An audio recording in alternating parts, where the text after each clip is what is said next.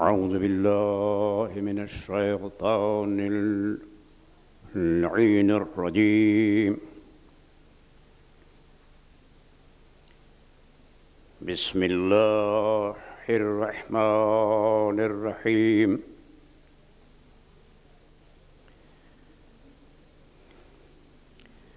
الحمد لله الذي دلت على وحدانيته آياته وشهدت بربوبيته مصنوعاته. هو الأول الذي لا يتصور مبتداه، وهو الآخر الذي لا يتخيل منتهاه. سبحان الله تبارك وتعالى عما يصفون. الذي حمده عز للعامدين وذكره شرف للذاكرين وشكره فوز للشاكرين وطاعته نجاة للمطيعين. وبابه مفتوح للطالبين وآياته برهان للناظرين. وكتابه تذكرة للمتقين ورحمته قريب من المحسنين. والصلاة النعمية الباقية الدائمة على النبي الأمي العربي القرشي الهاشمي حبيبه إله العالمين وأشرف الأولين والآخرين وسيد الأنبياء والمرسلين وخاتم النبيين ورحمة للعالمين سيدنا ومولانا أبي القاسم محمد اللهم صل على محمد وأهل بيته الطيبين الطاهرين المعصومين المنتجبين المنتخبين، لا سيما على وارث خلافة الإلهية والشريعة الخاتمية صاحب العصر والزمان اللهم صل على محمد ما دامت السماوات والأرضين ولعنة الله على أعدائهم أجمعين من يومنا هذا إلى يوم الدين. أما بعد، فقد قال الله سبحانه وتعالى في كتابه المبين وهو أصدق الصادقين وقوله الحق. بسم الله الرحمن الرحيم. ولا تشتروا بعهد الله ثمنا قليلا إنما عند الله هو خير لكم إن كنتم تعلمون. ما عندكم ينفد وما عند الله باق وَلَنَجْزِيَنَّ الَّذِينَ صَبَرُوا أَجْرَهُمْ بِأَحْسَنِ مَا كَانُوا يَعْمَلُونَ. مَنْ عَمِلَ صَالِحًا مِنْ ذَكَرٍ أَوْ أُنْثَى وهو مؤمن فلا نحيينه حياة طيبة وَلَنَجْزِيَنَّهُمْ أَجْرَهُمْ بِأَحْسَنِ مَا كَانُوا يَعْمَلُونَ. صلوات.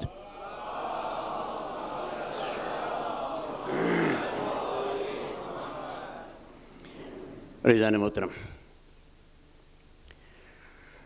سورہ نحل اور اس سورہ کی 3 آیتیں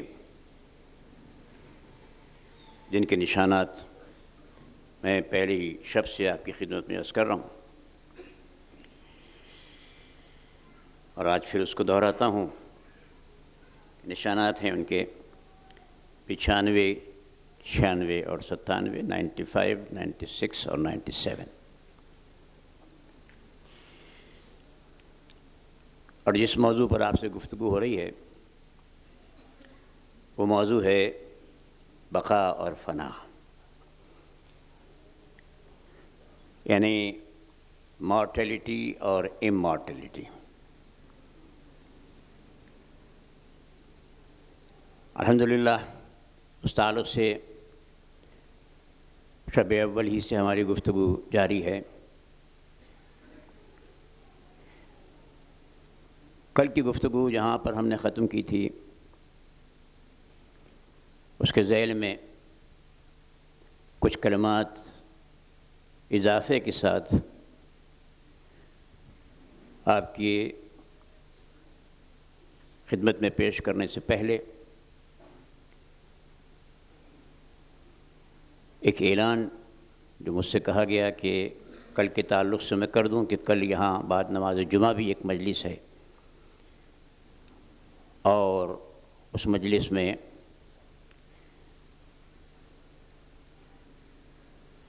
جناب ابو الفضیل عباس سے متعلق گفتگو ہوگی.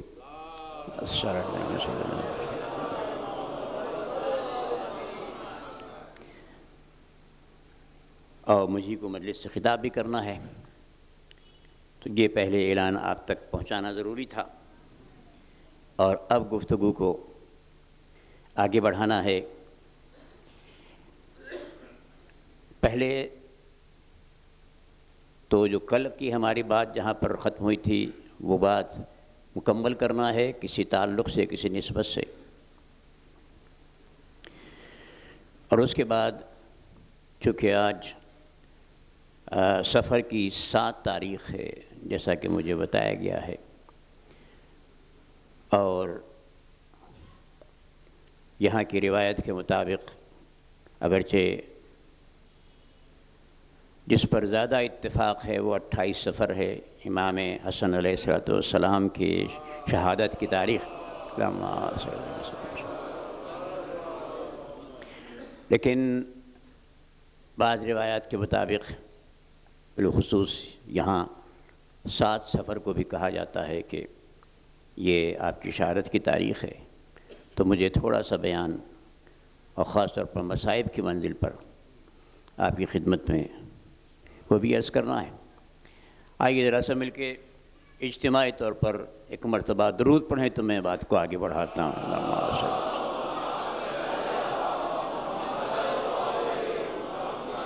رضوان محترم، ترجمہ میں نے کل بھی نہیں کیا تھا اور ترجمہ میں آج بھی نہیں کر رہا ہوں، لیکن انشاءاللہ کل شب میں، کیونکہ کل بقا اور فنا والی بات کو بہت تیزی سے آگے بڑھانا ہے، تو کل میں اس کا ترجمہ بھی کروں گا. آج کے لیے آپ سے معذرت. کل کی گفتگو ہم نے جہاں ختم کی تھی وہ کچھ تذکرہ تھا، بالکل اختتامی جملے فضائل کی منزل پر. وہ میں نے قرآن مجید کی 2 آیتیں پڑھنے کے بعد، بلکہ ایک آیت کہیے وہ تو خاص ہے، جو جہاں یہ کہا گیا تھا کہ جنت اللہ کی طرف سے صاحبان تقوی کے لیے، متقین کے لیے، ان اہل ایمان کے لیے جو اعمال صالحہ کرتے ہیں، ان ایمان والوں کے لیے جنت جو ہے وہ فضل کبیر ہے. اور میں نے آپ سے یہ عرض کیا تھا کہ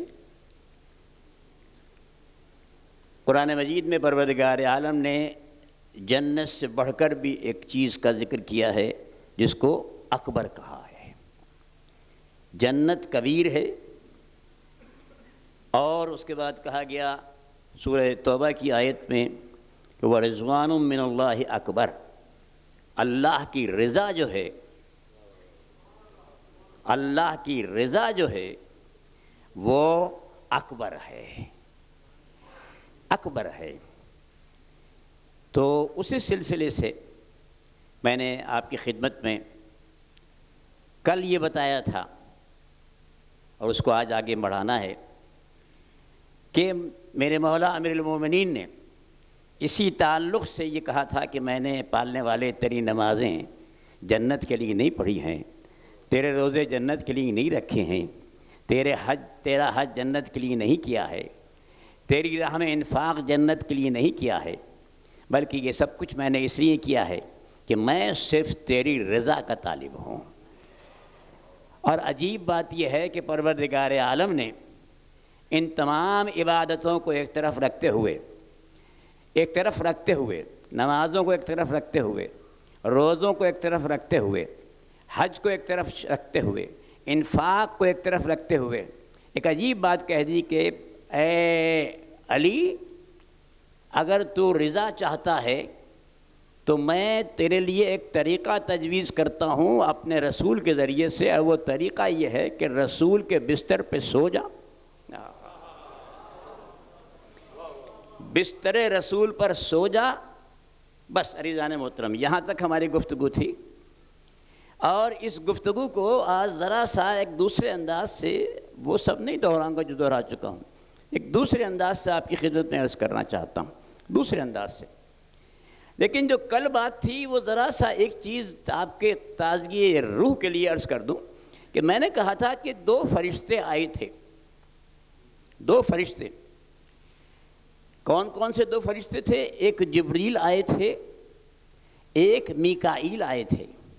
جبریل علیہ السلام اور میکائیل علیہ السلام، جو کچھ گفتگو ہوئی تھی وہ مجھے نہیں عرض کرنا، لیکن جب یہ گفتگو ختم ہو گئی تو ایک جملہ آپ کی نظر کرنا چاہتا ہوں کہ جبریل امیر المومنین علیہ السلام کے سرہانے کھڑے ہوئے اور میکائیل پائنتی کھڑے ہوئے، یعنی جہاں آپ کے قدم تھے۔ اب اس مجمع کے لیے ایک اشارہ، ایک بات عرض کرنے کو دل چاہتا ہے، اس لیے میں نے بات کہی ہے کہ میکائیل ہیں کون؟ ان کے سپرد ذمہ داری کیا ہے؟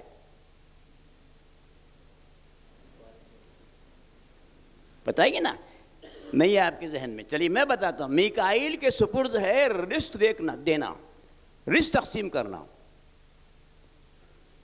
رزق تقسیم کرنا۔ یہ بات یاد رکھیے کہ یہ فرشتے وہی کرتے ہیں جو اللہ چاہتا ہے۔ اس کے معنی یہ ہے کہ جبریل کا میرے مولا کے سرہانے کھڑا ہونا اور میکائیل کا پائنتی کھڑا ہونا یہ ان کی اپنی مرضی سے نہیں تھا، یہ مرضی الہی کے مطابق تھا۔ اور میکائیل نے مولا کائنات کے قدموں کے قریب کھڑے ہو کر بتانا یہ تھا کہ دیکھو میرے ذمے ہے مخلوقات الہیہ کو رزق پہنچانا، اور اس وقت میں علی کے قدموں کے قریب ہوں، اس وقت میں علی کے قدموں کے قریب ہوں، تو جان لو کہ جو علی کے قدموں کے قریب آئے گا، درود پڑھ دے ایک مرتبہ آواز میں۔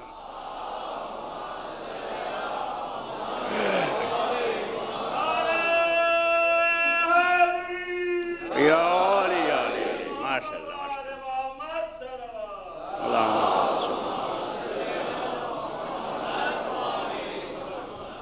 عزیزان محترم، یہ کل کی اس گفتگو میں ایک اضافہ تھا، لیکن مجھے کچھ اور بات آپ سے عرض کرنا ہے۔ یہ ہجرت ہوئی کیوں؟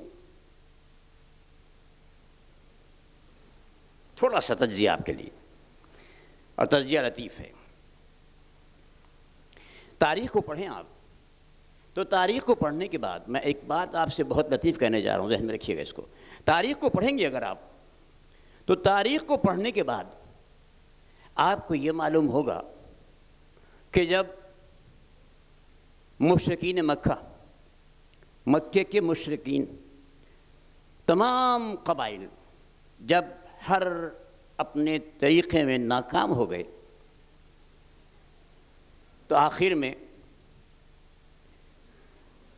یہ فیصلہ ہوا کہ ہر قبیلے سے ایک شخص کا انتخاب کیا جائے،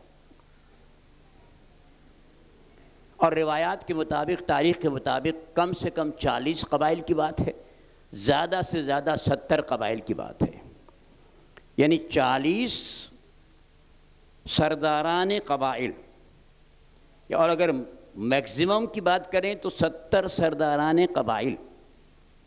بہت توجہ رکھیے گا ذرا سا، میں اختصار آپ سے عرض کر کے تفصیل میں نہیں جا رہا، ایک بات آپ سے کہنا چاہتا ہوں تاکہ چیز سمجھ میں آ جائے آپ کے۔ یہ منصوبہ بنا کے یہ سرکار کے دولت سرا کو شب کے وقت برہنہ تلواروں کے ساتھ اس کا محاصرہ کریں گے، اور صبح ہوتے ہی معاذ اللہ آگے جو بھی پلاننگ ہے وہ میں اب نہیں دہرا سکتا، ٹھیک، جو ان کا منصوبہ بندی تھی وہ آپ سمجھ گئے۔ اب اللہ نے حکم دیا اپنے حبیب کو، حبیب ہجرت کر جاؤ۔ توجہ رکھیے ذرا سا، اب یہاں پھر میرا سوال ہے کہ اس حکم میں اور اس پوری پلاننگ کو سننے کے بعد آپ کے ذہن میں ہجرت کا سبب کیا آ رہا ہے؟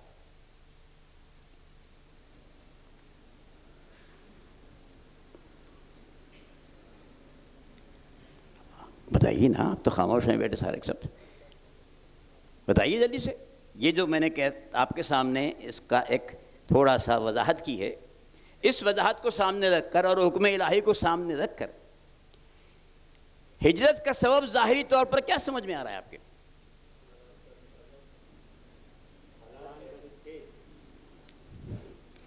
چلیے، کسی حد تک میرے برادر عزیز نے کہا کہ حالات ایسے تھے کہ سرکار کے لیے زندگی کا، آگے بڑھی، خوف پیدا ہو گیا تھا۔ توجہ ہے نا آپ کی؟ نہیں، ایسا نہیں ہے۔ یہی بات میں آپ کو سمجھانے کے لیے اتنی جو تمہید قائم کی، اس نے قائم کی۔ ہجرت بربنائے خوف نہیں تھی، یاد رکھیں اس بات کو۔ دیکھیے، جہاں جان کا خوف ہوتا ہے، بہت اہم بات آپ سے کرنا چاہوں، جہاں جان کا خوف ہوتا ہے، جان کا خوف ہوتا ہے، وہاں بچت کی صورت بہترین فرار ہوتی ہے۔ جہاں جان کا خوف ہوتا ہے وہاں بہترین صورت فرار ہوتی ہے، یعنی جان بچا کر بھاگ جانا۔ اور اس بات کو سنیے توجہ کے ساتھ کہ فرار میں، بھاگنے میں کوئی منصوبہ بندی نہیں ہوتی، بھاگنے میں کوئی منصوبہ بندی نہیں ہوتی، جیسا جس کو موقع ملتا ہے، آپ سنیں اس کو، جیسا جس کو موقع ملتا ہے وہ صورت اختیار کرتا ہے جہاں بھی جا کر جان بچ سکتی ہو۔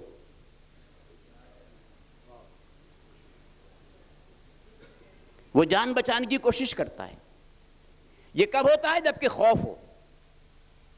تو خوف میں انسان جان بچانے کی کوشش کرتا ہے، اس میں کوئی منصوبہ بندی نہیں ہوتی، اس میں کوئی پلاننگ نہیں ہوتی۔ لیکن ہجرت وہ ہے کہ جس میں باقاعدہ پلاننگ ہوتی ہے، اس میں فرار والی بات نہیں ہوتی، اور چونکہ فرار والی بات نہیں ہوتی لہذا خوف نہیں ہوتا۔ ذہن میں رکھیے اس کو، خوف نہیں ہوتا۔ کیا مطلب اس کا؟ اب میں واضح طور پہ آپ سے کہہ دوں کہ خوف ہوتا کب ہے؟ خوف ہوتا ہے اس وقت، یعنی دوسرے لفظوں میں یہ کہوں کہ خوف کی وجہ ہوتی ہے جہالت۔ جہاں جھیل ہوگا وہاں خوف ہوگا، جہاں علم ہوگا وہاں اطمینان ہوگا۔ تو فرار خوف کی بنیاد پر ہوتا ہے، اور خوف کی بنیاد پر ہونے کے معنی یہ ہے کہ جو فرار اختیار کر رہا ہے اس کے پاس علم نہیں ہے، ہجرت علم کی بنیاد پر ہوتی ہے، ہجرت علم کی بنیاد پر ہوتی ہے۔ اگر غار ثور میں ہو تب علم کی بنیاد پر ہے، بستر پہ سو رہا ہو تب علم کی بنیاد پر ہے۔ درود پڑھتے ایک مرتبہ آواز میں سے۔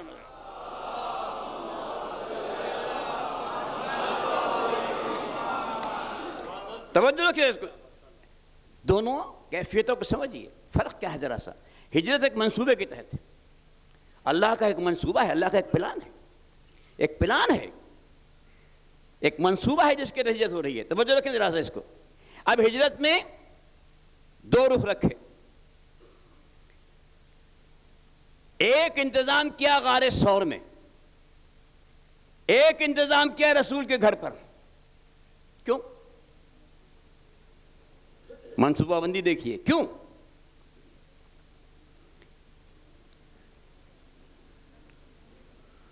وجہ یہ ہے کہ پروردگار عالم نے، توجہ رکھیے ذرا سا، پروردگار عالم نے قرآن مجید میں سورہ رات کی ایک آیت میں، جو آخری آیت ہے سورہ رات کی، اس میں کافروں کے مقابلے پر اپنے حبیب کی رسالت کے دو گواہ بتائے ہیں۔ وَيَقُولُ الَّذِينَ كَفَرُوا لَسْتَ مُرْسَلًا، کافر کہتے ہیں کہ تم اللہ کے رسول نہیں ہو۔ قُلْ، حبیب ان سے کہہ دو، کفا باللہ شہیدم بینی و بینکم، میری رسالت پر تمہارے اور میرے درمیان اللہ کافی ہے شہید کی حیثیت سے۔ وَمَنْ عِنْدَهُ عِلْمُ الْكِتَابِ، اور دوسرا وہ شہید کافی ہے جس کے پاس کتاب کا مکمل علم ہے۔ توجہ ہے آپ کی، جس کے پاس کتاب کا مکمل علم ہے۔ تو اب اللہ نے اپنے حبیب کی رسالت پر دو شہید، یہ لفظ شہید یاد رکھیے گا، قرآن کی آیت آپ سے عرض کر رہا ہوں، شہید یاد رکھیے گا، اس کا لطف آپ کو بعد میں آئے گا۔ ایک عجیب استدلال کر کے آپ کریے، پھر امام حسن علیہ السلام کے تعارف سے گفتگو کروں گا۔ توجہ رکھیں ذرا سا، کیا کہا اللہ نے؟ کفا باللہ، حبیب کہہ دے ان سے کہ اللہ کافی ہے، کافی ہے۔ ذرا دیکھیے آپ، اللہ کافی ہے شہید کی حیثیت سے، اور کون کافی ہے؟ وہ کہ جس کے پاس کتاب کا مکمل علم ہے۔ یعنی اللہ نے یہ بتا دیا کہ اگر ساری کائنات بھی مل کر میرے حبیب کی رسالت سے انکار کر دے، یہ دو کفایتیں ایسی ہیں کہ یہ کافی ہیں رسول کے لیے، بس یہ بتانے کے لیے کہ وہ رسول ہے، بس رضوان محترم۔ اب چونکہ اللہ نے، توجہ رکھیے ذرا سا، اللہ نے اپنے رسول کی رسالت کے لیے دو کفایتیں بتلائی تھیں، دو شہید بتلائے تھے، اور شریعت نے بھی یہ رکھا ہے کہ اگر کوئی مسئلہ ہو تو کم سے کم دو گواہ چاہیے، کم سے کم دو گواہ چاہیے۔ تو اب پروردگار عالم نے اہتمام یہ رکھا، سنیے توجہ کے ساتھ، اہتمام یہ رکھا کہ رسول کو غار ثور تک پہنچایا، علی کو بستر پہ سلایا، وہاں خود حفاظت کی، وہاں خود حفاظت کی، یہاں علی سے حفاظت کروائی، تاکہ معلوم ہو جائے دنیا کفر کو کہ جو جن کو دو گواہوں کو کافی کہا تھا ان میں ایک وہاں موجود ہے، ایک یہاں موجود ہے۔ درود پڑھ دے ایک مرتبہ آواز میں۔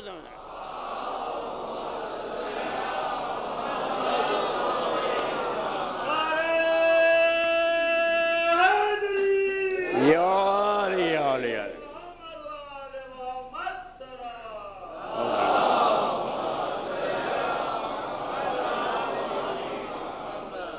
نبی بات آپ تک نہیں پہنچی، میں چہرے آپ کے دیکھ رہا ہوں، پڑھ رہا ہوں کتاب کو، بات نہیں پہنچی آپ کو۔ میں عرض کرتا ہوں آپ سے، مسئلہ کیا تھا؟ یہ دو جگہ انتظام کی ضرورت کیا تھی؟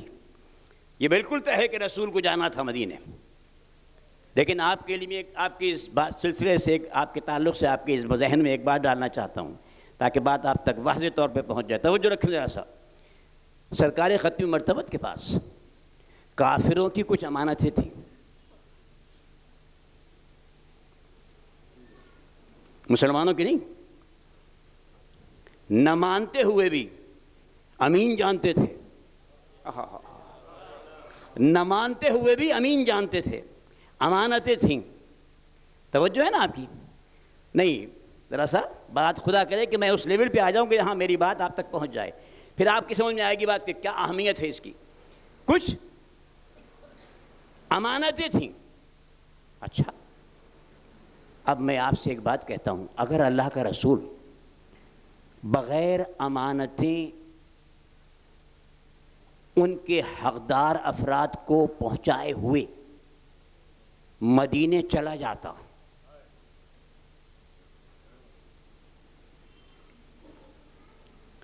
تو کافروں کے لیے کہنے کا کیا جملہ ملتا کہ جس کو ہم امین سمجھ رہے تھے،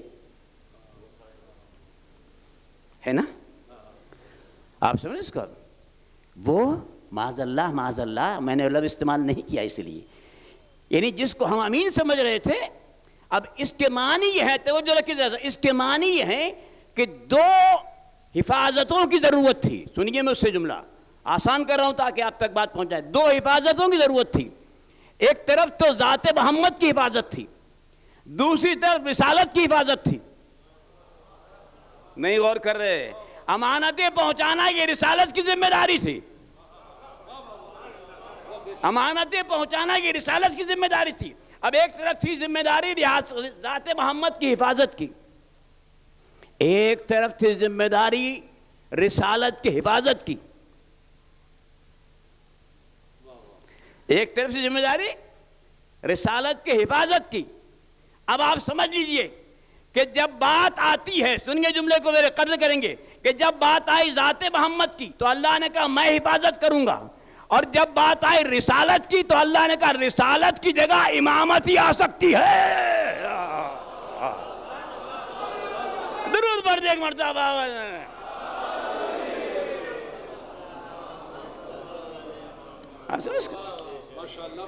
رسالت کی جگہ پر اگر کوئی آ سکتی ہے تو صرف امامت آ سکتی ہے۔ امامت کو یہاں ذمہ داری دی اور خود وہاں ذات محمد کی حفاظت کی۔ اب سمجھے آپ علی کی اہمیت کو؟ نہیں، دوسرا جملہ کہہ دوں کہ بس رسالت کی امانتوں کی محافظت ہی نہیں بلکہ حقدار تک اگر پہنچا سکتی ہے تو امامت پہنچا سکتی ہے، اس لیے کہ امامت من جانب اللہ ہے، لوگوں کا انتخاب نہیں ہے۔ میں آج آپ کے سامنے امامت کے تعلق سے عرض کروں گا، جب آگے بات آئے گی امام حسن علیہ السلام کے تعلق سے، اور تفصیلی نہیں ہوگی، تفصیلی بات کسی موقع ملا تو میں پورے امام رضا علیہ السلام کا خطبہ آپ کی خدمت میں کروں گا جو امامت سے متعلق ہے۔ ضرور پڑھیں گے مرتبہ ذرا سا آواز میں۔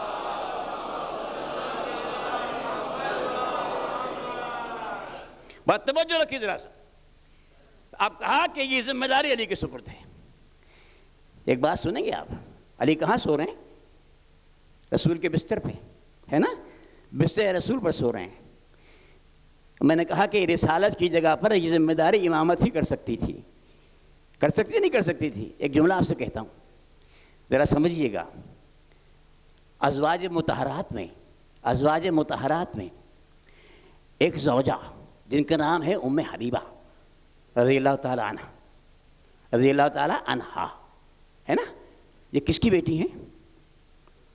ابو سفیان کی، ہے نا؟ اس کی بیٹی ہیں۔ ایک دن ابو سفیان آیا بیٹی سے ملاقات کے لیے آیا۔ جیسے اجازت کے بعد اندر داخل ہوا، بیٹی نے بستر رسول کو لپیٹ دیا۔ تاریخ ایک مرتبہ باپ نے حیرت زدہ ہو کر کہا کہ بیٹیاں تو اپنے باپ کا بڑا اہتمام کرتی ہیں، بڑا احترام کرتی ہیں، یہ تو نے کیا کیا؟ ہاں، کہا تجھے پتہ نہیں، تمہیں پتہ نہیں ہے بابا جان، تمہیں پتہ نہیں ہے یہ رسول کا بستر ہے، اس پہ کوئی ناپاک بیٹھ نہیں سکتا۔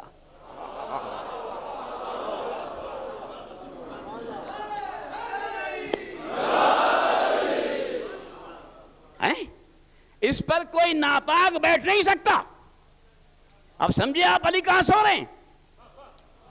نہیں غور کریں آپ، اب سمجھے آپ علی کہاں سو رہے ہیں؟ ایک پاک بستر پہ سو رہا ہے، پاکیزہ کی چادر اوڑھ کر، ایک پاک بستر پہ سو رہا ہے، پاکیزہ کی چادر اوڑھ کے، اور اللہ نے کہا اے علی میں آیت نازل کر رہا ہوں، اور یہ آیت قرآن میں ہمیشہ رہے گی، ہمیشہ رہے گی، کہ بندوں میں ایسے بھی ہیں کہ جو اپنے نفس کو اللہ کے رضا کے عوض فروخت کر دیتے ہیں۔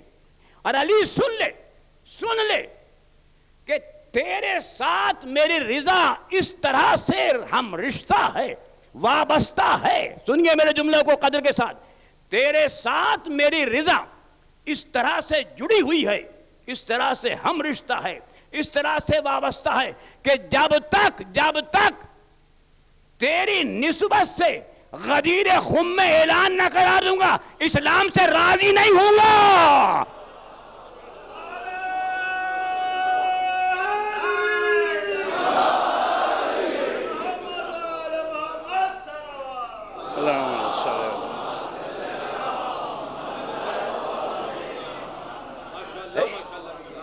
اب تیری رضا کے لیے دنیا کو بتانا چاہتا ہوں کہ جب تک تیری مولائیت و ولایت کا اعلان نہ کرا دوں، نہ دین کو مکمل کروں گا، نہ نعمت کو تمام کروں گا، نہ تیرے دین سے، نہ اپنے دین سے راضی ہوں گا۔ یعنی عجیب بات ہے رضوان محترم، الیوم لفظ ہے نا، الیوم آج کے دن، یہ یوم بڑا اہم ہے، یہ بہت اہم ہے۔ یوم کے معنی کیا ہے؟ آج کے دن، یعنی اس کے معنی یہ ہے کہ آج سے پہلے، توجہ ہے نا، آج سے پہلے راضی نہیں، پسندیدہ دین نہیں، دین مرتضی نہیں اسلام، نہیں غور کر رہے آپ، آج سے پہلے اسلام دین مرتضی نہیں۔ کیوں؟ اس لیے کہ علی مرتضی کی ولایت کا اعلان نہیں ہوا تھا۔ توجہ آپ کی ذرا سی، توجہ آپ کی، نہیں دوسرا جملہ کہہ دوں، لا الہ الا اللہ موجود تھا، محمد رسول اللہ موجود تھا، علی ولی اللہ موجود نہیں تھا۔ نہیں جملہ سنیے، ایک بار ذرا درود پڑھیں، آپ بذات عرض کرتا ہوں ذرا صاحب، توجہ رکھیے۔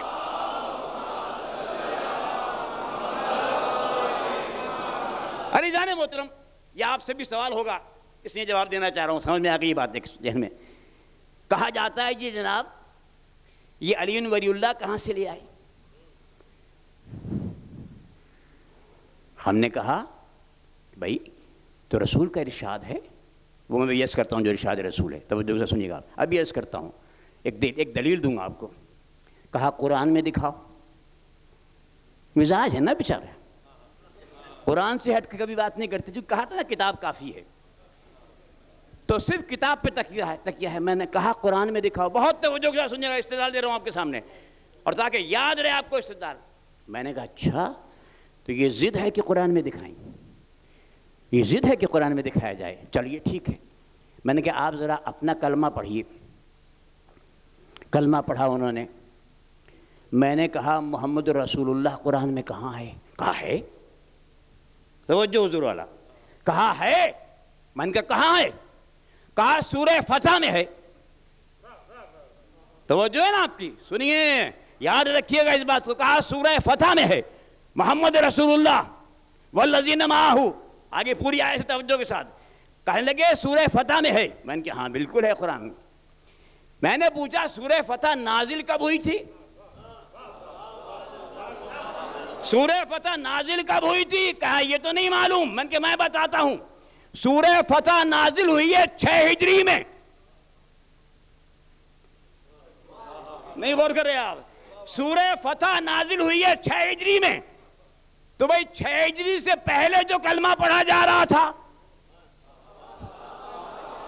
اور محمد رسول اللہ پڑھا جا رہا تھا، تو کہنے لگے رسول کے حکم کے مطابق۔ تو میں نے کہا جب رسول کے حکم کے مطابق محمد رسول اللہ پڑھا جا رہا ہے، تو اب اگر ہم رسول کے حکم کے مطابق علی ولی اللہ پڑھ رہے ہیں،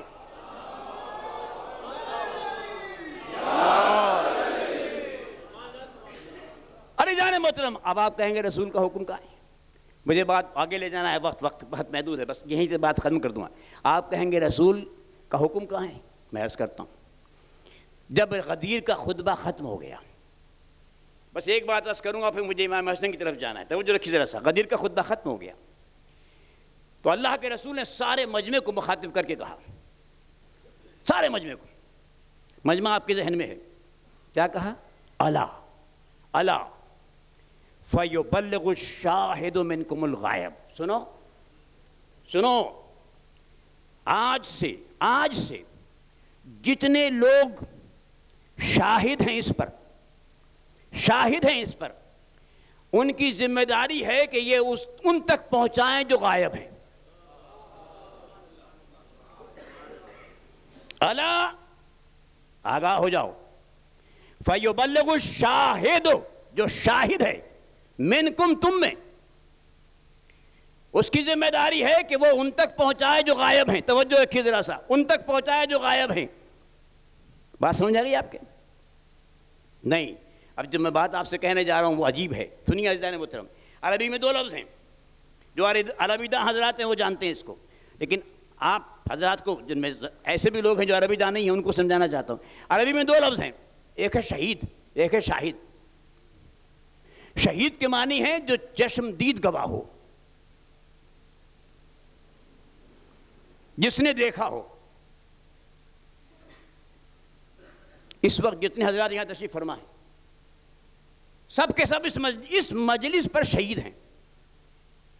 بات واضح نہیں؟ سب کے سب اس مجلس پر شہید ہیں، سب شہید ہیں۔ میں عجیب بات آپ سے کہنے جا رہا ہوں، سب شہید ہیں اس مجلس پر۔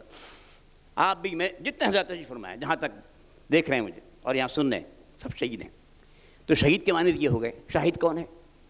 شاہد کہتے ہیں کہ وہ گواہ کہ جو کسی شہید سے سن کر،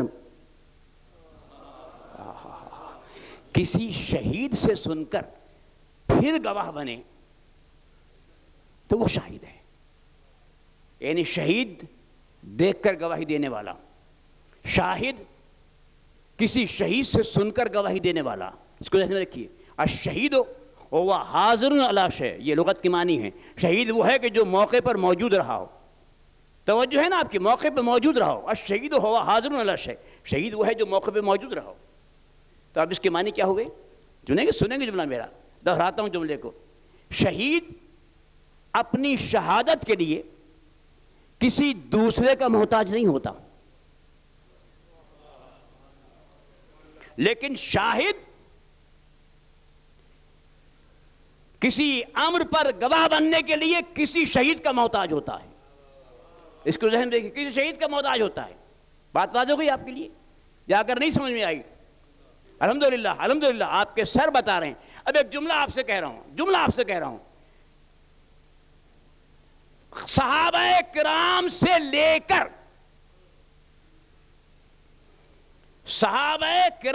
لے کر تابعین، تبع تابعین، 3 ہجری کے لوگ، 4 ہجری کے لوگ اور آج کے لوگ، سب شامل کر لیجئے آپ۔ جتنے بھی لوگ ہیں وہ رسول کی رسالت پر شاہد کی حیثیت سے گواہ ہیں۔ وہ سارے کے سارے شاہد کی حیثیت سے گواہ ہیں۔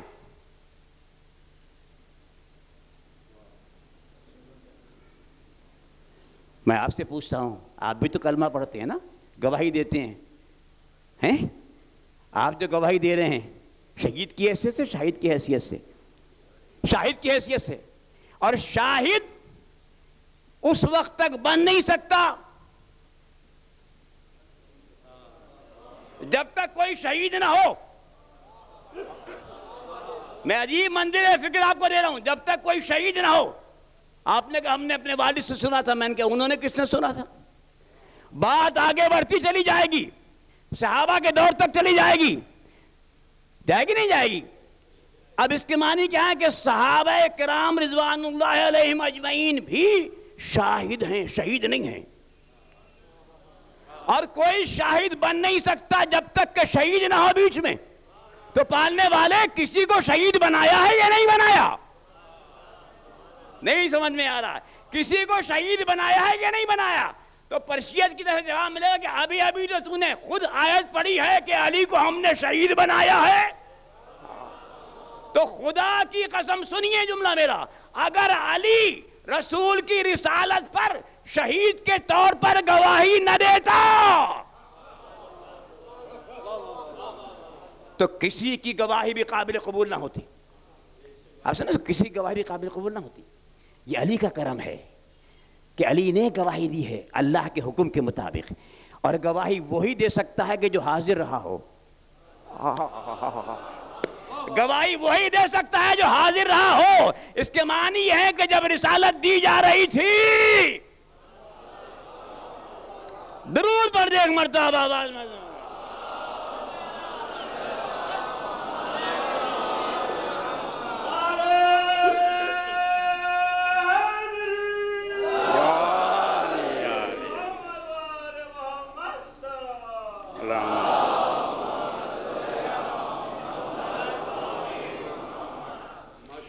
اب آپ سے بتاؤں، بس ایک بات سن کے پھر آگے امام حسن کی طرف رجوع کرنا ہے مجھے، اور ایک مسئلہ صرف آپ کے سامنے عرض کرنا ہے.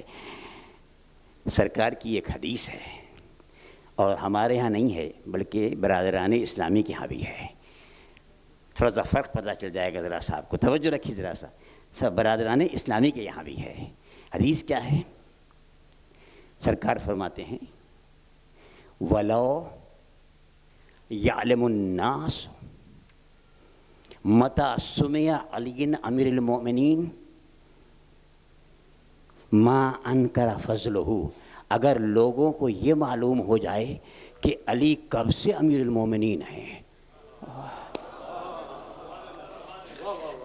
اگر لوگوں کو یہ پتہ چل جائے کہ علی کب سے امیر المومنین ہیں، تو سارے لوگ علی کی فضیلت کے سامنے سر جھکا دیں گے، کوئی انکار نہیں کرے گا. کب سے امیر المومنین ہے؟ سنیے ذرا سا. سمع بذالک، سمع بذالک وآدم بین الروح والجسد. علی اس وقت سے امیر المومنین ہیں جب آدم کے جسم میں روح داخل ہو رہی تھی. اب ذرا سا احترام دیکھیے، اپنے بارے میں کیا کہا؟ کنت نبیًا وآدم بین الماء والطین. میں اس وقت بھی نبی تھا جب آدم مٹی اور پانی کے درمیان تھے. نہیں غور کر رہے آپ؟ یعنی جب جسم بن رہا تھا رسول نبی تھے، اور علی کب سے امیر ہیں؟ جب جسم آدم میں روح داخل ہو گئی. بس تھوڑا سا فرق ہے، اور یہ فرق ہے کس کا؟ یہ فرق ہے آقا کا. برابری نہیں، تھوڑا سا فرق ہے. لیکن یہ شہید ہے، یہ شہید ہے. اور شہید جیسے کہ میں نے آپ سے کہا رسالت پہ شہید ہے. خدا کی قسم ایک شہید نہیں ہے، پروردگار نے اہتمام ہی رکھا ہے. بس آئیے ذرا سا بات کو اب لے کے چلتے ہیں امام حسن کی طرف. لیکن اس سے پہلے میں چاہتا ہوں آپ سے کہ کچھ دعائیہ باتیں، چونکہ پھر آخر میں ظاہر ہے کہ آپ حضرات مجھے شاید موقع ملے نہ ملے، تو پہلے تو میں آپ سے یہ گزارش کروں گا کہ کچھ مرحومین کہ جن کے تعلق سے خاص طور پر اس مجلس کا انعقاد ہے، اور ان کے لیے مجھ سے کہا گیا ہے، ویسے بھی شب جمعہ ہے، اور شب جمعہ میں ہر مومن کا حق ہے، ہر مومنہ کا حق ہے آپ پر اور مجھ پر. اور اطمینان دلا دوں آپ کو، ایک بات کہنے کو دل چاہتا ہے، اطمینان دلا دوں آپ کو. دیکھیے یہ جو آپ کہتے ہیں نا ایصال ثواب، ایصال ثواب، اس کے معنی معلوم ہے آپ کو؟ ثواب کے معنی تو معلوم ہے آپ کو، ثواب کے معنی معلوم ہے. میں نے آپ سے کہا ایک الحمد پڑھیے، 3 مرتبہ قل هو اللہ پڑھیے، تو ایک الحمد کا ثواب ایک قرآن کے برابر ہے. 3 مرتبہ قل هو اللہ کا ثواب ایک قرآن کے برابر ہے.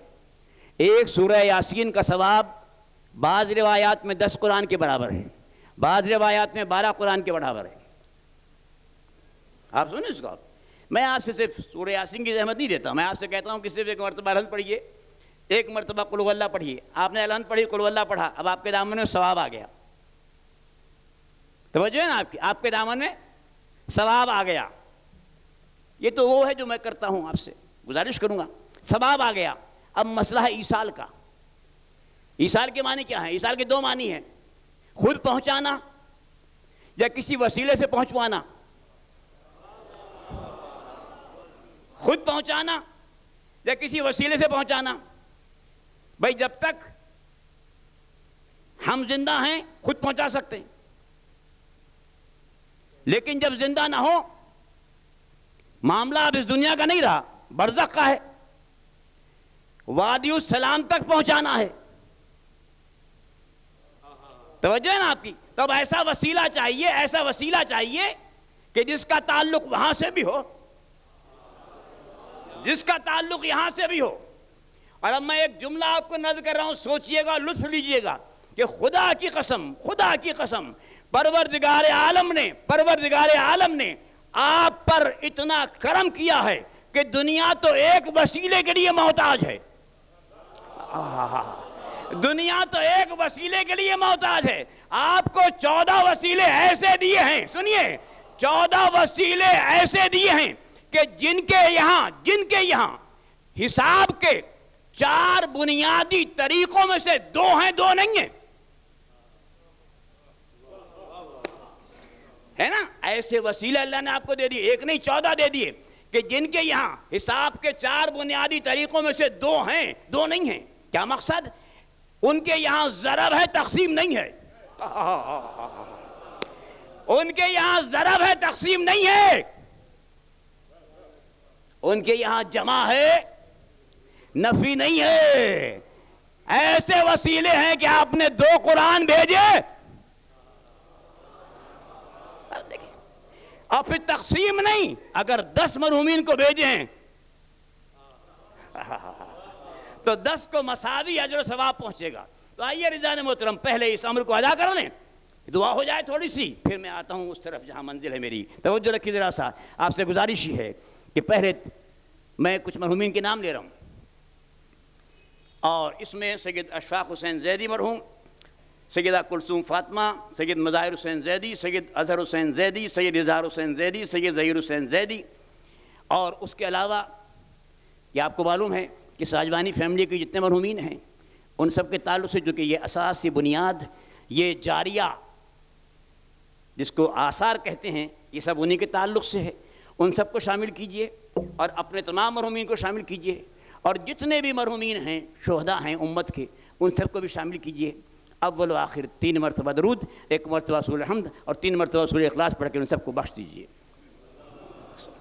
اللہم صلی اللہ علیہ وسلم. بسم اللہ الرحمن الرحیم. بسم اللہ الرحمن الرحیم. مالک یوم الدین. ایاک نستعین اهدنا الصراط المستقیم صراط الذین انعمت علیہم. بسم اللہ الرحمن الرحیم. بسم اللہ الرحمن الرحیم. الله الله الصمد لم يلد ولم يولد ولم يكن له كفوا احد.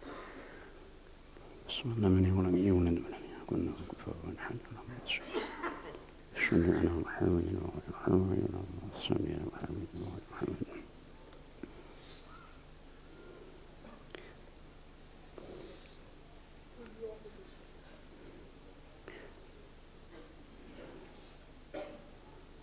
رضوان محترم، مجھ سے ایک سہو ہوا، اور وہ سہو یہ ہے کہ میں پھر آپ کو زحمت دوں گا، اس حسینیہ زہرا کے جو آپ حضرات کے تعلق سے، علماء کے تعلق سے جن کو ذمہ داری دی گئی ہے، وسیع الحسن صاحب، ان کے ماموں کا آج انتقال ہوا ہے ہنگو میں. انہوں نے مجھ سے خاص طور پہ کہا تھا کہ میرے ماموں کے لیے ایصال ثواب بھی کرائیے گا. تو آپ سے گزارش ہے کہ ایک مرتبہ پھر اسی اجر و ثواب کو ان کے ماموں جن کا نام ہے زین العابدین صاحب، ان کے لیے پڑھ دیجیے. اللہم صلی علی محمد وعلی محمد. بسم اللہ الرحمن الرحیم. مالک یوم الدین. ایاک نعبد و ایاک نستعین. صراط المستقیم صراط الذین انعمت علیہم.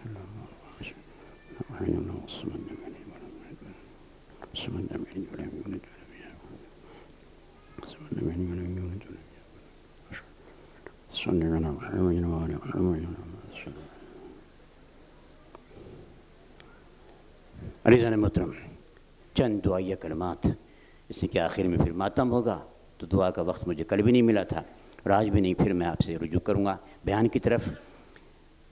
الہی و سیدی و مولایا، بحق صفاتک و بعز جلالک بعظم اسمائک بعصمت انبیائک بنور اولیائک بدم شہدائک بمناجات صلحائک بدعاء فقرائک۔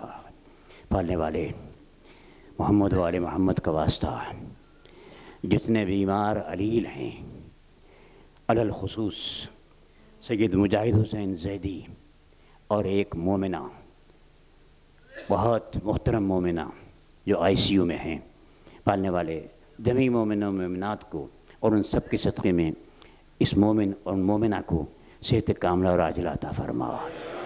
پالنے والے جو حضرات صحت مند ہیں ان کی صحت کو طول عطا فرما۔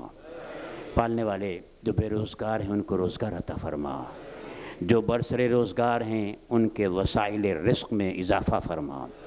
ان کے ابواب رزق و روزی میں کشادگی عطا فرما۔ ان کی روزی میں برکت عطا فرما۔ پالنے والے واسطہ محمد و آل محمد کا جو بھی اولاد ہیں ان کو اولاد صالحہ عطا فرما۔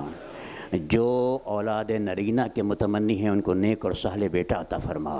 پالنے والے جو صاحبان اولاد ہیں ان کی اولاد کو نیک اور صالح قرار دے۔ پالنے والے واسطہ محمد و آل محمد کا جو مقروض ہیں ان کے قرض کی ادائیگی کی سبیل پیدا فرما۔ پالنے والے واسطہ محمد و آل محمد کا وہ تمام بچے اور بچیاں ہمارے نوجوان جو حصول علم کے لیے کوشاں ہیں، مدینۃ العلم اور باب مدینۃ العلم کا واسطہ انہیں ان کی کوششوں میں نمایاں کامیابیاں عطا فرما۔ پالنے والے وہ مومنین و مومنات کی جو مسافرت میں ہیں ان کے لیے وطن واپسی کو بخیر قرار دے۔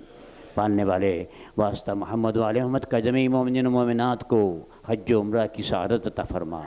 مقامات مقدسہ کی زیارت کا شرف عطا فرما۔ ہمیں اعمال خیر انجام دینے کی توفیق عطا فرما۔ پالنے والے ہماری کوتاہیوں سے درگزر فرما۔ پالنے والے جمیع مومنین و مومنات کی جان و مال عزت و آبرو کی حفاظت فرما۔ پالنے والے واسطہ محمد و آل محمد کا جہاں جہاں بھی مکتب تشیع سے تعلق رکھنے والی افراد ہیں ان سب کی جان و مال عزت و آبرو کی حفاظت فرما۔ ہمارے علماء، ہمارے فقہاء، ہمارے مجتہدین، ہمارے مراجع ان پر اپنا فضل و کرم کر ان کی حفاظت فرما۔ ہمیں زیادہ سے زیادہ ان کے علوم سے فیض مند ہونے کی توفیق عطا فرما۔ پالنے والے ہمارے مرحومین کی مغفرت فرما۔ پالنے والے واسطہ محمد و آل محمد کا حسینیت کے علم کو سربلندی عطا فرما، اور اس علم کی سربلندی کے تعلق سے اپنے دین اسلام کے علم کو سربلند رکھ، باطل قوتوں کو نیست و نابود کر دے، حق کو فروغ عطا فرما، سربلندی عطا فرما۔ پالنے والے تعجیل فرما امام زمانہ کے ظہور میں، اور ہمیں اپنے امام کے ناصروں میں قرار دے۔ ربنا تقبل منا انک انت السمیع العلیم۔ مل کے ذرا درود پڑھیں آپ حضرات، عرض کرتا ہوں۔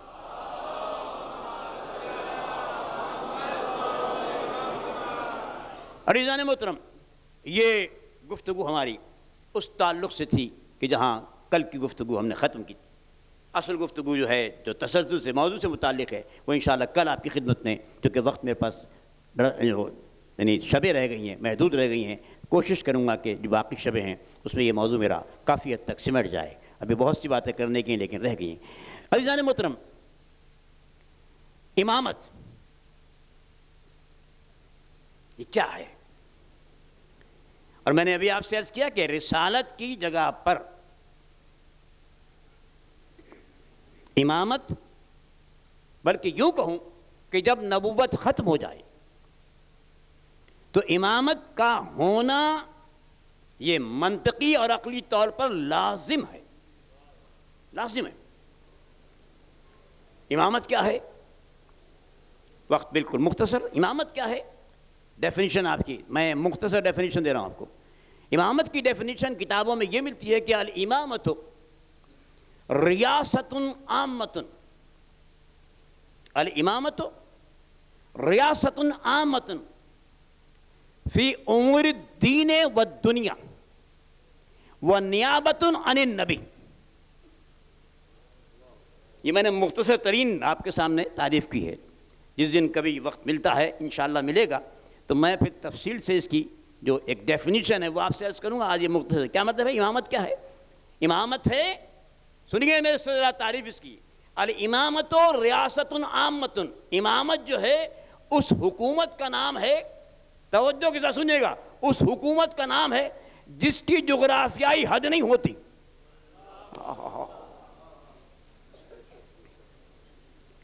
اور چونکہ جغرافیائی حد نہیں ہوتی لہذا وہ اقتدار امامت کا افراد تک محدود نہیں ہوتا. ریاست عامۃ، کیا مقصد؟ دیکھیے ہر حکومت جو ہے وہ جغرافیائی حدود میں ہوتی ہے، اور جتنے افراد اس جغرافیائی حد میں ہوتے ہیں ان پر ہوتی ہے، ان پر ہوتی ہے. واضح ہوئی نہیں بات؟ بھئی یہاں کی حکومت ہے جغرافیائی حد کے اندر ہے، میں پاکستان سے آیا ہوں وہاں کی حکومت ہے جغرافیائی حد کے اندر ہے، کوئی ہندوستان سے آیا ہے وہاں کی حکومت جغرافیائی حد کے اندر ہے، اور انہی افراد پر ہے کہ جو اس حد میں رہتے ہیں. لیکن امامت کیا ہے؟ امامت کی ڈیفینیشن کی گئی کہ امامت کیا ہے؟ ریاست عامۃ، امامت کے لیے کوئی جغرافیائی حد نہیں ہے اور نہ وہ افراد تک محدود ہے. بھئی سب سے پہلا امام جناب ابراہیم، جب حکم ہوا کہ ابراہیم لوگوں کو حج کے لیے پکارو، لوگوں کو حج کے لیے پکارو، تو اب یہ جو ابراہیم کی پکار تھی وہ تنہا مکے تک محدود نہیں تھی، تنہا عرب تک محدود نہیں تھی، بلکہ گوشے گوشے میں گئی. اور سارے مسلمان اس پر متفق ہیں کہ جس نے اس وقت جناب ابراہیم کی آواز کو سن کر، حلم الی الحج آواز سن کر جس نے اس وقت لبیک کہا تھا اسے حج نصیب ہوتا ہے. اس لیے حج پہ جانے والا جب جاتا ہے تو کیا کہتے ہوئے جاتا ہے؟ اللہم لبیک. نہیں غور کر رہے آپ، نہیں غور کیا آپ نے. امامت کا تصور دینا چاہتا ہوں. کیا مقصد؟ پکارا تھا ابراہیم نے، لبیک کہہ رہے ہیں اللہ کو. سمجھئے امامت کو، پکارا تھا ابراہیم نے اور لبیک کہتے ہیں اللہ کو. کیا مقصد؟ یعنی امامت کی آواز جو ہے نا وہ امامت کی نہیں ہوتی، اللہ کی آواز ہوتی ہے. تو یاد رکھیں میرے اس جملے کو، یاد رکھیں میرے اس جملے کو. اور اسی سے میں تمہیں شروع کروں گا کہ امام اس کا بھی ہے جو مانتا ہے، امام اس کا بھی ہے جو مانتا ہے، اور امام اس کا بھی ہے جو نہیں مانتا. بالکل اسی طرح سے کہ جیسے اللہ رب اس کا بھی ہے جو مانتا ہے، اور رب اس کا بھی ہے جو نہیں مانتا. رازق اس کا بھی ہے جو مانتا ہے، رازق اس کا بھی ہے جو نہیں مانتا. یہی وصف ہے امامت کا. امامت مظہر ہوتی ہے اللہ کے اوصاف کی. توجہ رکھیے ذرا سا، اللہ کے اوصاف کی مظہر ہوتی ہے. تو امامت آپ نے سمجھ لی کیا ہے؟ یہ ہے امامت. اچھا یہ مظہر کیوں ہے؟ یہ میں یاد سے عرض کرتا ہوں. اب اس کے معنی کیا ہوئے؟ اس کے معنی یہ ہوئے کہ میں چونکہ وقت کم ہونے کے ناطے سے رجوع کر رہا ہوں دو شہزادوں کی طرف، اور دونوں شہزادے آپ کے سامنے ہیں. چونکہ کربلا کا واقعہ بھی میرے ذہن میں ہے اور امام حسن علیہ السلام کی بات بھی ہے.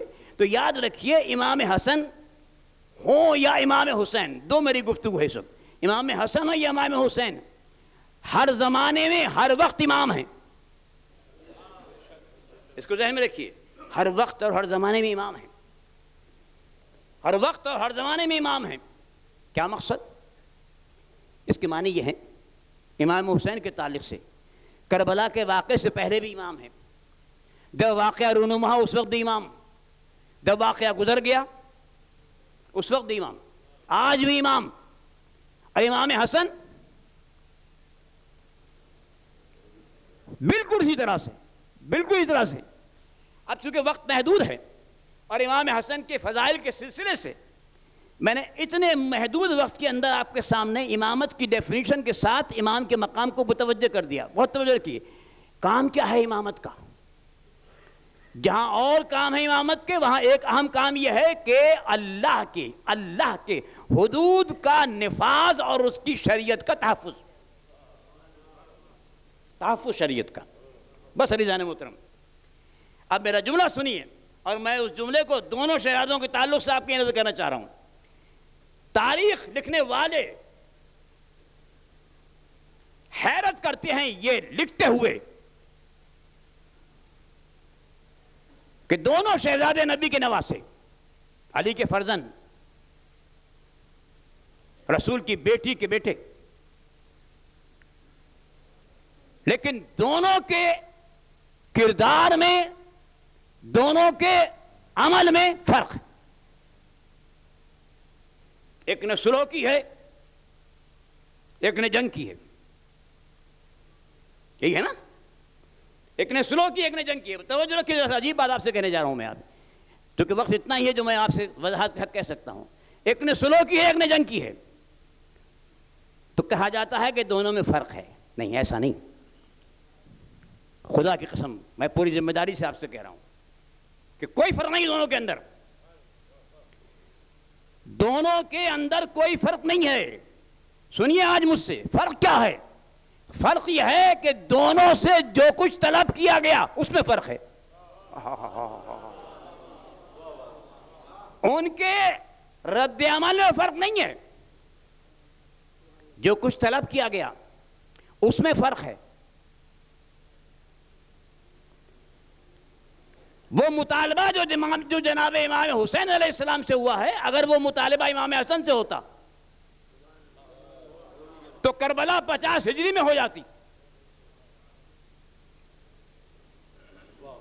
کیا مقصد؟ سنیے مجھ سے آپ مختصر وقت کے اندر. امام حسن علیہ السلام کے بعد دو چیزیں تھیں. ایک تھا اقتدار ظاہری، ایک تھی امامت.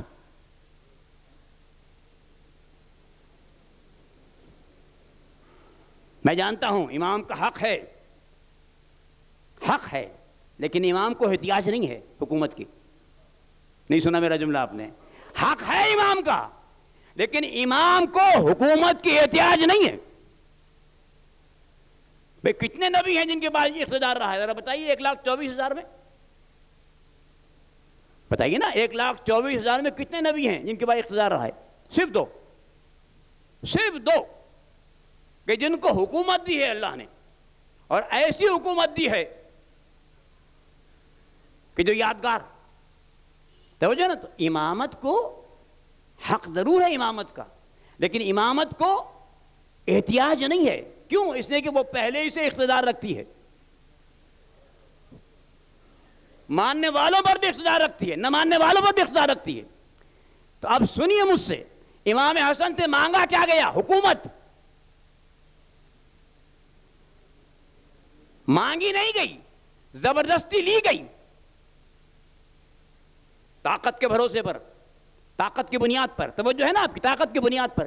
ایک جملہ کہوں میں آپ سے، اگر مجھے راستے میں کوئی ڈاکو روک کے مجھ سے میرے جیب میں جو کچھ بھی ہے لے لے،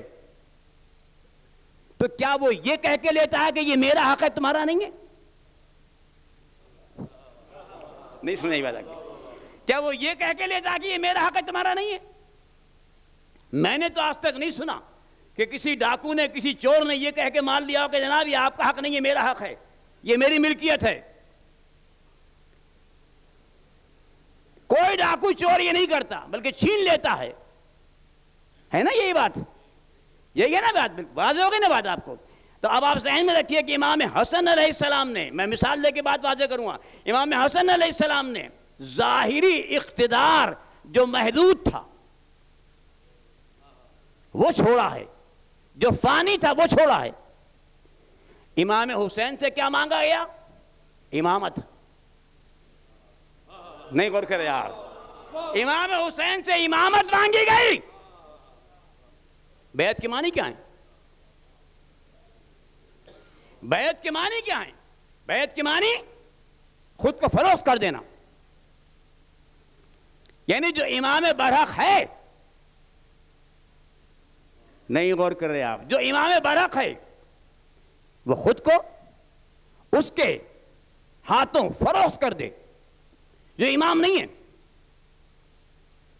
تو جملہ سنیں گے میرا آپ؟ نہیں، جملہ مزید طرح سا وضاحت سن لیجیے.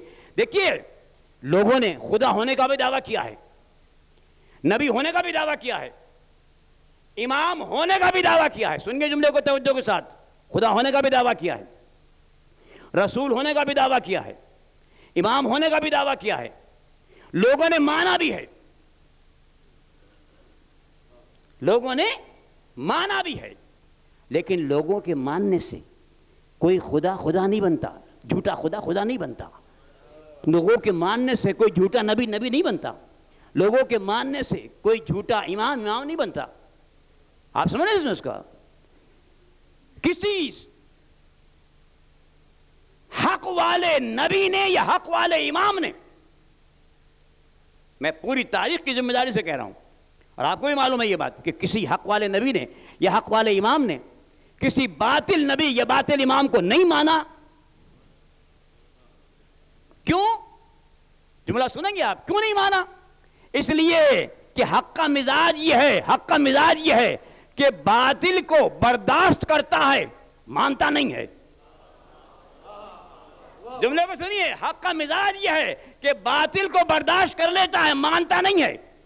بھئی اللہ کے گھر میں بت رکھے رہے، بت رکھے رہے، تو کیا اللہ نے ان کی خدائی کو مان لیا؟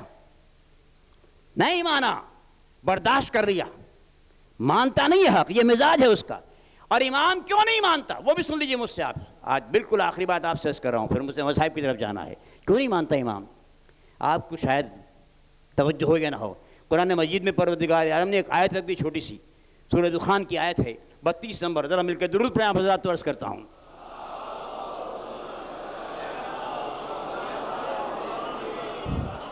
سورہ مبارکہ دخان 32 نمبر کی آیت مبارکہ ہے جو آپ کے لیے عرض کر رہا ہوں، اور توجہ کے ساتھ سنیے گا.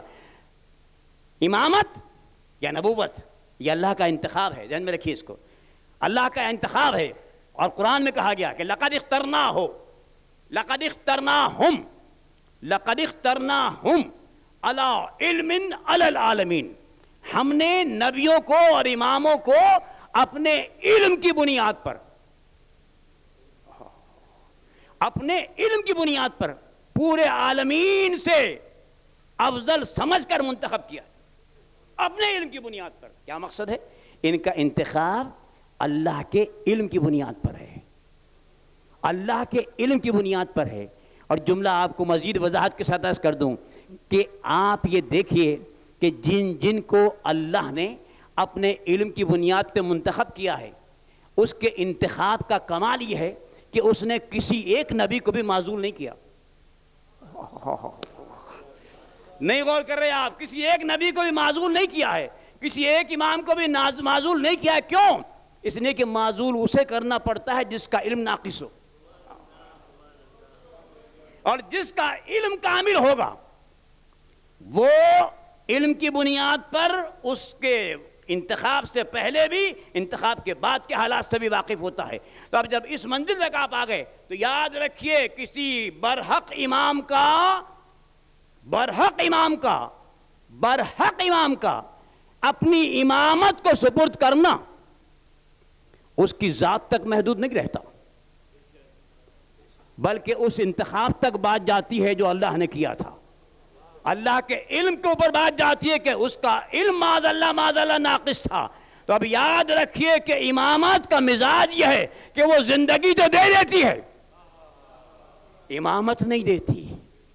حقا کے بنا لا الہ کے معنی یہ ہے کہ حسین نے جان دے دی، حسن نے جان دے دی، لیکن امامت کو بچایا ہے. امامت کے بچانے کے معنی یہ ہے کہ علم الہی کی حفاظت کی ہے، اللہ کے توحید کی حفاظت کی ہے، توحید کی حفاظت کی ہے.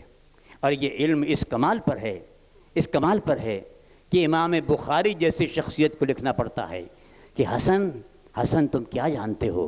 حسن وہ ہے کہ جو طفلی میں لوح محفوظ کا مطالعہ کیا کرتا تھا، طفلی میں لوح محفوظ کا مطالعہ کرتا تھا. اور ایک واقعہ سن لیجئے پھر مصائب کی طرف آتا ہوں. امیر شام اپنی دولت کے نشے میں مدینے آتا ہے. سنیے ذرا سا واقعہ, خدا کی قسم یہ ہے توکل اللہ کی منزل, یہ ہے امامت کی عظمت. جلال العیون سے واقعہ عرض کر رہا ہوں آپ کے خدمت میں. جلال العیون ہماری کتاب ہے. مدینے آیا ہے, اور آیا کس لیے؟ لوگوں کو خریدنے کے لیے. توجہ میرے جملے کو سنیے گا, خریدنے کے لیے آ گیا مدینے. اعلان ہوا کہ دربار عام ہے, لوگوں کو خاص طور پر مدعو کیا گیا کہ لوگ شریک ہوں. تاریخ کہتی ہے کہ جتنے شرکا آئے, بہت مختصر کر رہا ہوں, جتنے شرکا آئے ان سب کو ان کی حیثیت کے مطابق دولت سے نوازا گیا. کم سے کم جو دولت دی گئی وہ 50,000, کم سے کم. چونکہ امام حسن علیہ السلام کو یہ بتایا تھا. امام بالکل آخر میں پہنچے. جیسے ہی داخل ہوئے, اس نے ظاہری طور پر احترام کیا دکھانے کے لیے. اس کے بعد ایک جملہ کہا کہ آپ آخر میں اس لیے آئے ہیں تاکہ یہ سمجھتے ہوئے کہ جو کچھ میرے پاس ہے, جو میں لایا ہوں, وہ سب ختم ہو چکا ہوگا. جب آپ آئیں گے تو میں آپ کی کچھ خدمت نہ کر سکوں گا, اور دیکھنے والے کہیں گے کہ یہ مجھ سے بخل ہوا ہے, تو آپ مجھے بخیل ثابت کرنے کے لیے آئے ہیں. یہ کہہ کے اس نے جو خزانے کا انچارج تھا اس سے کہا کہ اب تک جتنی رقم دی گئی ہے وہ سب مجموعی رقم خزانے سے لے کر اور حسن کو دے دیں, امام حسن کو دے دو. اور یہ کہہ کے ایک مرتبہ امام حسن سے مخاطب ہوا, کہا سنو علی کے لال, میں ہندا کا بیٹا ہوں. سنا آپ نے طنز کو, میں ہندا کا بیٹا ہوں. وہ جو خزانچی تھا ملازم, اس نے وہ ساری رقم لا کر امام کے سامنے رکھ دی. جیسے ہی سامنے آئی, امام نے ہاتھ نہیں لگایا. ایک مرتبہ اس رقم کے لانے والے سے کہا کہ جو کچھ تو میرے لیے لایا ہے میں اسے تجھے ہبہ کرتا ہوں. جو تو میرے لیے لایا ہے میں اسے تجھے ہبہ کرتا ہوں, اور معاویہ سے کہہ دے کہ اگر وہ ہندا کا بیٹا ہے تو میں فاطمہ کا لال ہوں. خدا کی قسم, بس عزیزان محترم, میں فاطمہ کا لال ہوں. بس عزیزان محترم, اب وقت بہت میرے ہاتھ سے نکل چکا, بہت آگے بڑھ گیا, دعا میں بیچ میں کر چکا ہوں.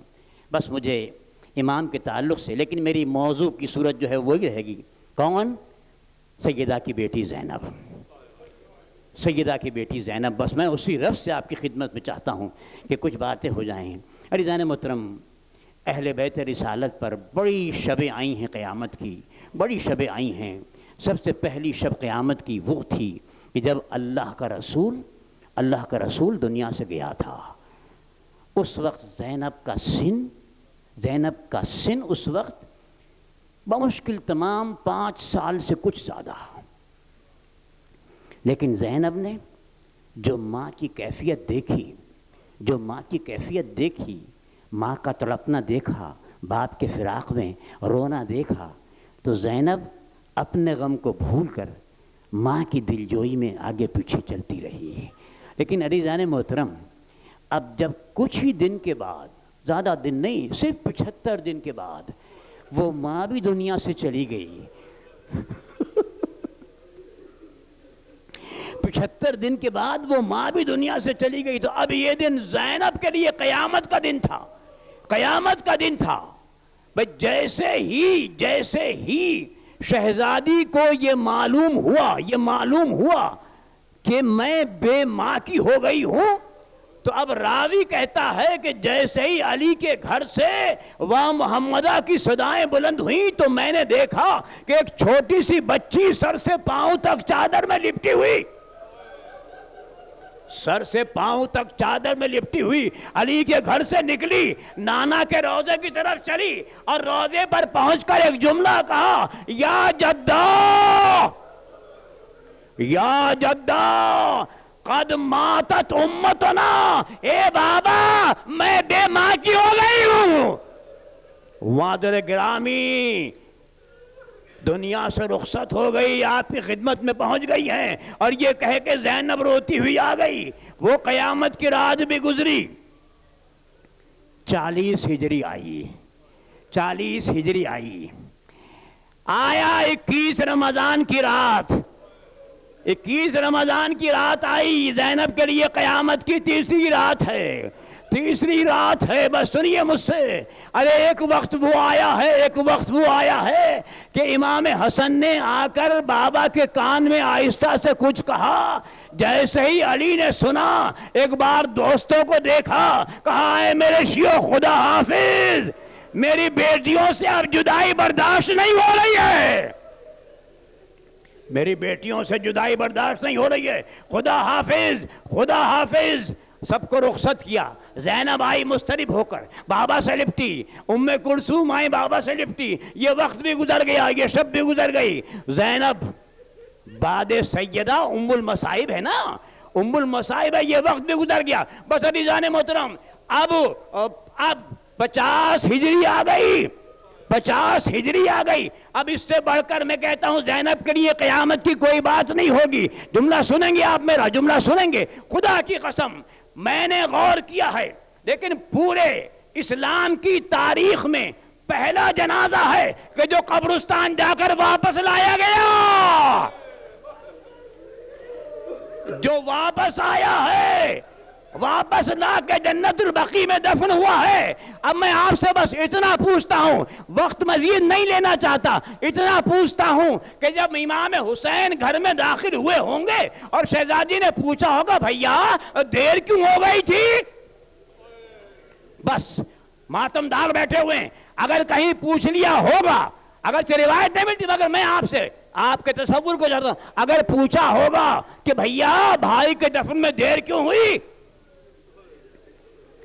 اور امام نے بتایا ہوگا زینب ذرا دل تھام لے، ام کلثوم ذرا دل تھام لے، ارے میں دیر کی وجہ بتاتا ہوں، اور جب بتایا ہوگا کہ زینب زینب تیرے ماجائے کے تابوت میں 70 تیر تھے، پیر حسین نے تیروں کو نکالا ہے، اس کے بعد بھائی کو سپرد کیا ہے قبر کے۔ عزیزان محترم، اب زینب کی قسمت یہ ہے کہ ایک بھائی کے لاشے پر تیر دیکھے، دوسرے بھائی کا لاشا تیروں پہ دیکھا، اے میرے ماں کے لال، الا لعنت اللہ علی اعدائہم اجمعین وسيعلم الذین ظلموا أي منقلب ينقلبون۔